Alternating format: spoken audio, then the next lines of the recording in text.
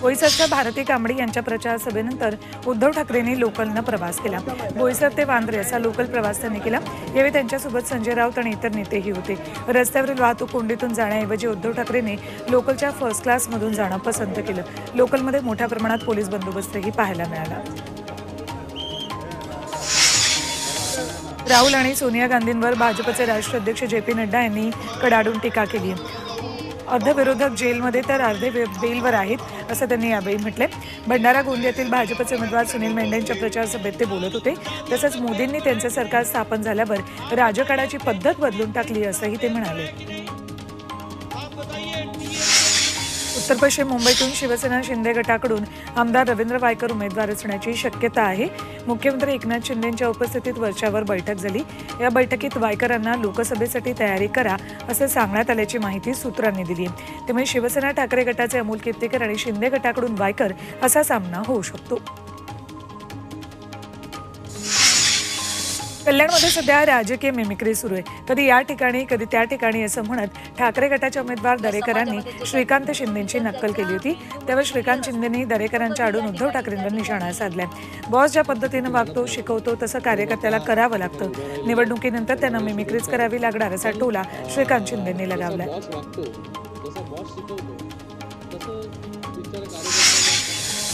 लोकसभा उमेदवारीवरून नाशिक शिवसेना शिंदे पक्षामध्ये 2 गट पडलेत।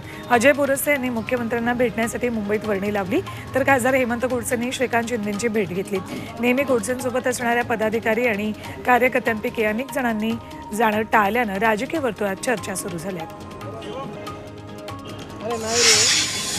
भाजपचे माजी आमदार बाळासाहेब सानप यांची छगन भुजबळ यांच्यासोबत बंद दाराआड चर्चा झाली। तब्बल 1.5 तास दोघांमध्ये चर्चा झाली आहे। महानुभाव पंथाच्या नवरात्र उत्सवाचं निमंत्रण देण्यासाठी भेट घेतल्याचं सानप यांचं म्हणणं आहे। सानप आणि भुजबळ यांच्या भेटीनं राजकीय वर्तुळात जोरदार चर्चा सुरू आहेत। सांगली लोकसभा मतदारसंघातून इच्छुक असलेले काँग्रेसचे नेते विशाल पाटील बंडखोरी करण्याची शक्यता आहे। विशाल पाटील समर्थकांनी 2 उमेदवारी अर्ज घेतल्याची माहिती समोर येते।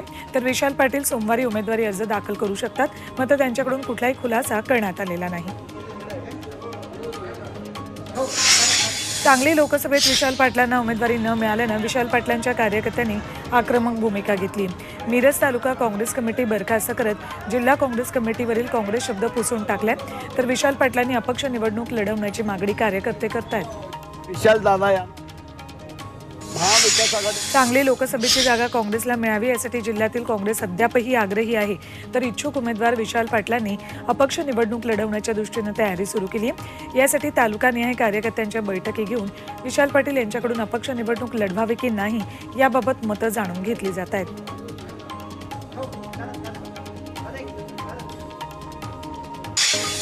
पुणे शहर काँग्रेसचे ओबीसी सेलचे अध्यक्ष प्रशांत सुरुसे यांना अचानकपणे पदावरून काढून टाकण्यात आले। त्यांच्या जागेवर प्रदीप परदेशी यांची नियुक्ती करण्यात आली, मात्र दुसऱ्या गटाने या निर्णयाला आव्हान दिलं।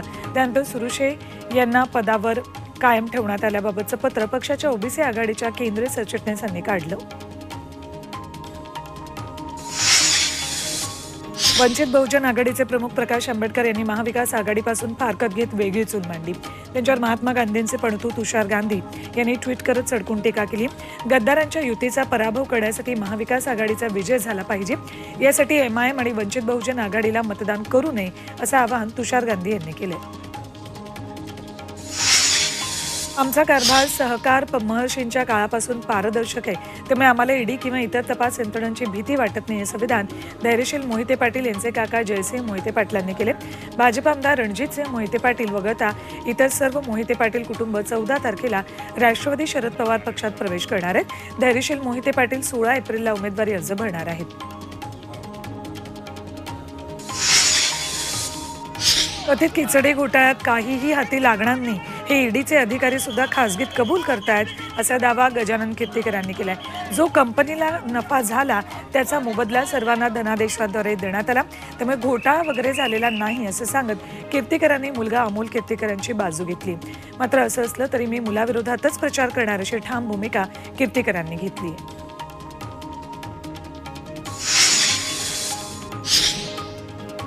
अजित पवारांच्या सहमतीनंच भाजपमध्ये गेल्याचा गौप्यस्फोट भाजप आमदार राणा जगजितसिंह पाटलांच्या मुलानं केलाय. धाराशिवमध्ये आई अर्चना पाटील यांच्या प्रचार सभेमध्ये भाषण करताना त्यांनी हा गौप्यस्फोट केला. अजित पवारांनी आम्हाला भाजपमध्ये पुढे पाठवलं आणि नंतर ते आले असं मल्हार पाटील म्हणाले. प्रवेश केला आणि मी हे अतिशय जबाबदारीने सांगतो, त्यांनी आम्हाला आधी पाठवलं आणि परत भाजपबरोबर ते आले. नरेंद्रभाई मोदींवर विचार करून भाजपमधल्या पक्षफोडीच्या घटनेमुळे पवार साहेबांच्या तसंच उद्धव ठाकरेंच्या मतांमध्ये वाढ झाली अशी टीका राष्ट्रवादी काँग्रेस शरद पवार गटाचे प्रदेशाध्यक्ष जयंत पाटील यांनी केली. ते वर्धा लोकसभा मतदारसंघाचे उमेदवार अमर काळे यांच्या प्रचारासाठी अमरावतीमध्ये आले असताना बोलत होते.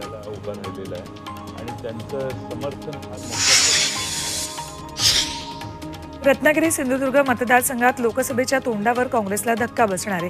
काँग्रेसचे नेते प्रकाश मांडवकर भाजपमध्ये प्रवेश करणार आहेत. 15 एप्रिलला बांधकाम मंत्री रवींद्र चव्हाण यांच्या उपस्थितीत त्यांचा पक्षप्रवेश होणार आहे. माढ्यामधील महायुतीचा वाद काही केल्या कमी होत नाहीये. रणजित निंबाळकरांनी थेट नागपूर गाठत उपमुख्यमंत्री फडणवीसांची भेट घेतली आणि माढ्यामध्ये महायुती धर्म पाळण्यासंदर्भात चर्चा केली.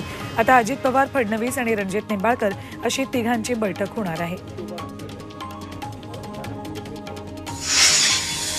शरद पवारांनी मूळचे पवार आणि बाहेरचे पवार यावर केलेल्या विधानाचा वाद आता चांगलाच पेटलाय. सुनेत्रा पवारांवर टीका करताना शरद पवारांनी त्यांचा उल्लेख बाहेरचे पवार असा केला होता. त्याचा राष्ट्रवादी काँग्रेसच्या प्रवक्त्या रुपाली पाटील ठोंबरे तसंच सामाजिक कार्यकर्ता अंजली दमानिया यांनी चांगला समाचार घेतलाय. मुलीच्या प्रेमापोटी शरद पवार धृतराष्ट्र झाल्याची टीका रुपाली ठोंबरे यांनी केली. शरद पवारांनी भाजपचे ज्येष्ठ नेते चंद्रराव तावरेंची भेट घेतली. तावरे हे माळेगाव सहकारी साखर कारखान्याचे माजी चेअरमन आहेत. 1997 साली चंद्रराव तावरेंनी शरद पवारांची साथ सोडली होती. त्यानंतर अजित पवार आणि तावरेंमध्ये संघर्ष झाला. मात्र आता पवारांनी सांगलीत जाऊन चंद्रराव तावरेंची भेट घेतली.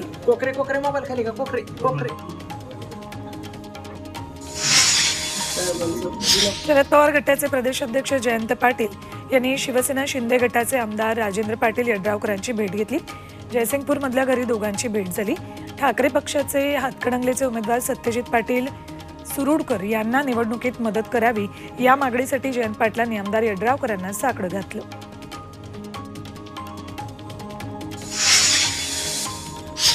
धाराशिव लोकसभेसाठी पहिल्या दिवशी 18 जणांनी 36 उमेदवारी अर्ज घेतलेत. राष्ट्रवादीचे विधान परिषद शिक्षक आमदार विक्रम काळे यांनी 4 उमेदवारी अर्ज घेतले, तर राष्ट्रवादीकडून अर्चना राणा जगजितसिंह पाटील यांना उमेदवारी दिली. मात्र शिवसेना शिंदे गटानं त्यांच्या उमेदवारीला विरोध केला. रायगड लोकसभा मतदारसंघात उमेदवारी अर्ज दाखल करण्यास सुरुवात झाली. पहिल्या दिवशी एकही उमेदवारी अर्ज दाखल झाला नाही.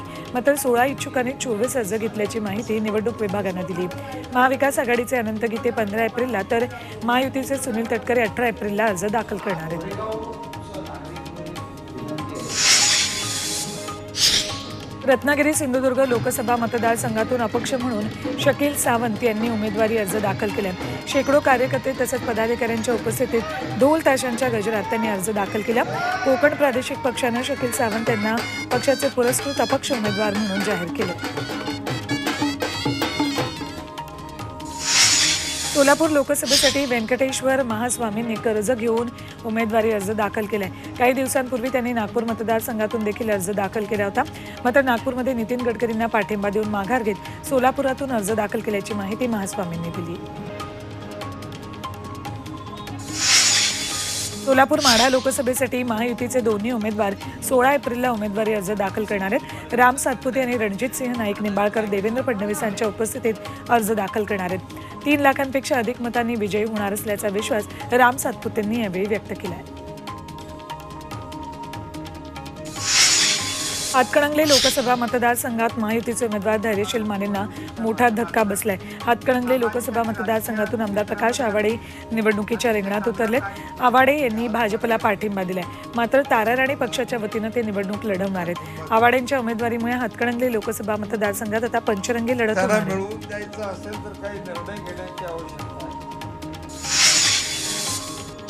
बीडमध्ये ओबीसी बहुजन पार्टीनेही आपला उमेदवार रिंगणात उतरवलाय. ओबीसीकडून धनगर समाजाच्या यशवंत अण्णा गायकेंना उमेदवारी देण्यात आली। बीड मतदारसंघात महायुतीकडून पंकजा मुंडे, महाविकास आघाडीचे बजरंग सोनवणे आणि वंचितच्या अशोक हिंगेंची उमेदवारी जाहीर झाली आहे। त्यात आता ओबीपीनेही आपला उमेदवार रिंगणात उतरवला आहे। धुळे लोकसभा मतदारसंघाच्या काँग्रेस उमेदवार डॉक्टर शोभा बच्छाव यांच्या पक्षांतर्गत अडचणी कमी होताना दिसत नाहीत। सलग दुसऱ्या दिवशी काँग्रेस जिल्हाध्यक्ष श्याम सनेद यांच्या निवासस्थानी गर्दी करत कार्यकर्त्यांनी बच्छाव गो बॅकच्या घोषणा दिल्या। बच्छाव यांच्या उमेदवारीचा फेरविचार करण्यात यावा अशी मागणी काँग्रेस कार्यकर्त्यांनी केली। कोल्हापूरच्या न्यू कॉलेजमध्ये शाहू महाराजांचा प्रचार केल्याचा आरोप महायुतीच्या पदाधिकाऱ्यांनी केलाय। महायुतीचे पदाधिकारी जाब विचारण्यासाठी कॉलेजमध्ये दाखल झाले असून कॉलेजमधील शिक्षकांना प्रचारासाठी सक्ती केल्याचा आरोप करण्यात आलाय। शिक्षकांनी 20 नातेवाईकांना भेटून प्रचार करावा, त्यासाठी फॉर्म वाटप झाल्याचा दावा महायुतीच्या पदाधिकाऱ्यांनी केलाय।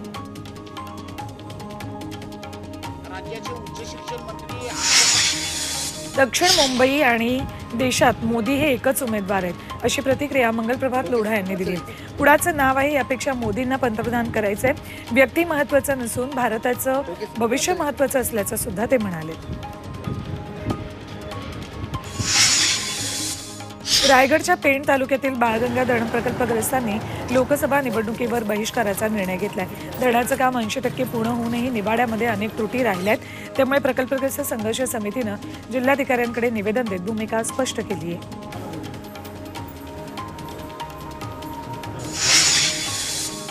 देशात लोकसभा निवडणूक सुरू असतानाच काँग्रेसनं पुन्हा एकदा ईव्हीएम मशीनवर शंका उपस्थित केली आहे। दिग्विजय सिंग मध्य प्रदेशमधील राजगड लोकसभा मतदारसंघातून निवडणूक लढवणार आहेत। त्या ठिकाणी बोलताना त्यांनी ईव्हीएमवर प्रश्न उपस्थित केलेत। तसंच आम्ही 2023 पासून निवडणूक आयोगाची वेळ मागत आहोत, मात्र वेळ दिला जात नसल्याचा आरोपही त्यांनी केला। अकोला ऑइल इंडस्ट्रीच्या कामगारांनी लोकसभा मतदानावर बहिष्कार टाकलाय। कामगारांचं वेतन, भविष्य निर्वाह निधीसह अनेक मागण्या प्रलंबित आहेत। अनेक वेळा कामगारांनी या संदर्भात पाठपुरावा करूनही मागण्या मान्य झाल्या नाहीत, त्यामुळे कामगारांनी मतदान बहिष्काराचा निर्णय घेतलाय। तेलंगणामध्ये तब्बल 5,000 विद्यार्थ्यांनी एकत्र येत मतदानासाठी जनजागृती केली। विद्यार्थ्यांनी मानवी तिरंगा तयार करून मतदान करण्याचं आवाहन केलं। पीएसआय पदाच्या चाचणी परीक्षेवरून एमपीएससी विद्यार्थ्यांमध्ये 2 गट पडलेत। उन्हाची तीव्रता लक्षात घेता शारीरिक चाचणी परीक्षा पुढे ढकलण्याची मागणी काही विद्यार्थी करतात, तर ही परीक्षा पुढे ढकलण्यात येऊ नये अशी मागणी दुसऱ्या गटाने केली आहे। चाचणीच्या तयारीसाठी येणारा खर्च, त्याचप्रमाणे लांबलेला कालावधी विद्यार्थ्यांना परवडणारा नसल्याचं दुसऱ्या गटाचं म्हणणं आहे। मुंबई महापालिकेनं 14,000 कोटी रुपये खर्च करून बांधलेल्या कोस्टल रोडच्या कॉन्क्रीट रोडवर भेगा पडल्यात। मरीन ड्राईव्हच्या एक्झिट रॅम्पवर या भेगा पडल्यात। अवघ्या महिनाभरापूर्वीच कोस्टल रोडचं उद्घाटन झालं होतं, त्यामुळे याच्या कामाच्या दर्जाबाबत आता प्रश्न निर्माण झालाय। पायंदरच्या जय अंबे नगरमधील सार्वजनिक शौचालयात दरवाजाऐवजी चक्क गोळीचे पडदे लावण्यात आलेत, त्यामुळे महिला आणि वयोवृद्ध व्यक्तींना शौचालयात जाण्यासाठी मोठा त्रास सहन करावा लागतो। दरवर्षी पालिका प्रशासनाकडून शौचालयाची देखभाल आणि दुरुस्तीसाठी कोट्यवधी रुपयांचा खर्च करण्यात येतो, मात्र तरीही या समस्येकडे दुर्लक्ष होतं असा आरोप नागरिकांनी केला आहे। अहमदनगरच्या नेवासामध्ये विहिरीत पडलेल्या मांजरीचा जीव वाचवण्याच्या प्रयत्नात एकाच कुटुंबातील 5 जणांनी जीव गमावला होता। या परिवाराचं सांत्वन करण्यासाठी पालकमंत्री राधाकृष्ण विखे पाटलांनी त्यांना भेट दिली। ही घटना अतिशय धक्कादायक असून शासन स्तरावर मदतीसाठी प्रयत्न करणार असल्याचं त्यांनी सांगितलं। कल्याण डोंबिवली महापालिकेची पाणी पुरवठा करणारी जलवाहिनी फुटल्यामुळे हजारो लिटर पाणी वाया गेले। वाडेघर परिसरात एका खासगी कंपनीकडून रस्त्याचं खोदकाम करताना जलवाहिनी फुटली, त्यामुळे परिसरातील पाणी पुरवठ्यावर याचा मोठा परिणाम होणार आहे।